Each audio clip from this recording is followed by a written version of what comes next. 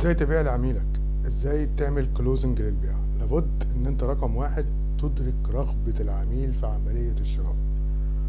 العميل ده بيشتري، وتكون دارس الحاجة بتاعته ورغبته رغبة العميل. عشان تعرف تأثر على الناس لازم تفهم وتدرس الاحتياج بتاع العميل او بتاع الناس بتاعك ماشي ازاي، لان نفسيا كده بتبقى فيها ليها شكل عاطفي وليها شكل عقلي ان احنا نتعامل معاها عن طريق الندرة والوقت.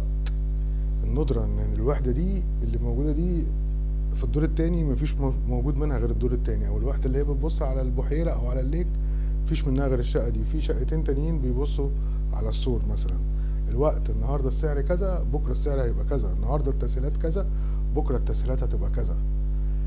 دايما الضغط بيبقى على العميل بحاجتين: الندرة